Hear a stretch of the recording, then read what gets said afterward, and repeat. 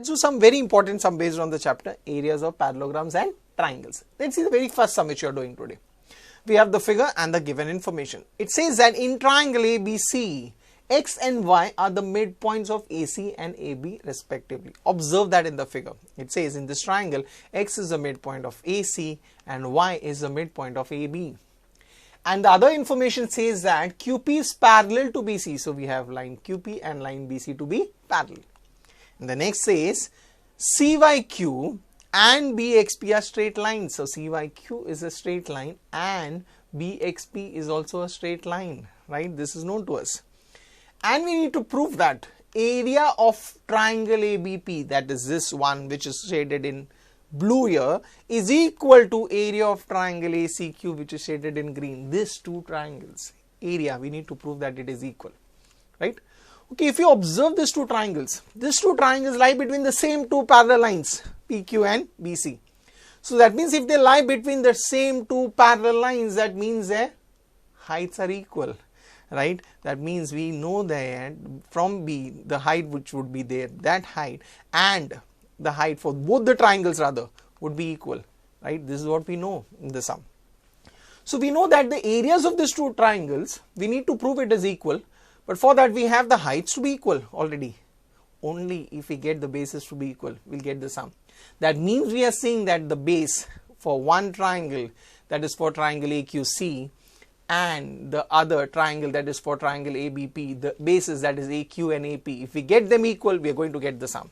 So that's the hint, students. Somehow we need to get AQ is equal to AP. We get this, we get the sum, right? We get the areas to be equal. Okay, now how do we get AQ and AP to be equal? Let's observe. Let's see the given information. Now from this we know that, consider this triangle ABC which is given to us. There we know that X and Y are the midpoints of AC and AB respectively. It is given to us. X is the midpoint of AC and Y is the midpoint of AB, known to us. That means we can apply midpoint theorem. Yes or no? Which theorem do we apply here? Yes, we apply midpoint theorem, and by that we will get that XY is parallel to BC. So we write in triangle ABC, X and Y are the midpoints of AC and AB respectively. Therefore we have XY parallel to BC, right? By midpoint theorem. So we got that XY is parallel to BC.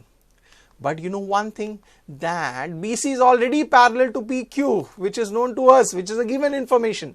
So what do we get from these two statements? Observe, right?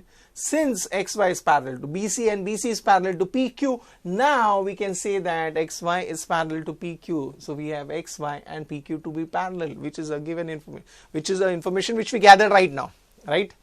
Easy. So we got XY parallel to PQ. Now let's use this information further. We are going to use XY parallel to PQ further to solve the sum. Now we consider triangle ACQ. If you consider this triangle ACQ, in this triangle ACQ, we have an information that X is the midpoint of AC, right? Because this is known to us. So in this triangle, if X is the midpoint of AC, and we know that through that X there's a line which is passing, that is XY, right? Which is parallel to PQ, or rather we say AQ. We can say AQ because it is Q dash A dash P, right?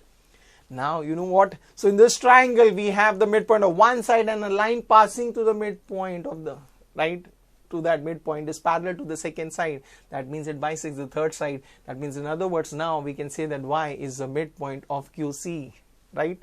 So we have Y is the midpoint of QC, that is by converse of midpoint theorem. Beautiful. So we got this. Now we got Y to be the midpoint of QC, right? So now understand, if we consider triangle AQC, in this triangle, now what do we have? In this triangle we have X to be the midpoint of AC and we have Y to be the midpoint of QC, which we just proved. So can we apply midpoint theorem? Yes, and we will get now that segment XY is nothing but is parallel to the third side AQ and half of the third side. So we can write XY is equal to half of AQ, right? By midpoint theorem we got it. And let's say we mark it as statement number 2. Now same thing we can do it for the next triangle, that is triangle ABP, and we do the same thing and we will end up getting the same thing, that is we'll get XY is equal to half of AP if we apply the same thing what we did, right? And this would be our statement number 3. Wasn't this easy? Simple. So now observe from 2 and 3, what are we getting? The left hand side, that is xy and xy, same. Left hand sides are equal, so the right hand side should be equal. So we get half of AQ is equal to half of AP. So half of AQ equal to half of AP. Half and half gets cancelled, right? And hence we get AQ is equal to AP. You know what now we got? Yes, we got for both the triangles, right? We got the bases also to be equal. We already had the heights equal. Now we have the bases equal. That means now the areas would be equal. So we know both the triangles have equal heights and equal bases. So now we can say therefore the areas are equal. Hence we have got the proof, that is area of triangle ABP is equal to area of triangle ACQ. And we got the proof. Wasn't that easy? Simple one, right?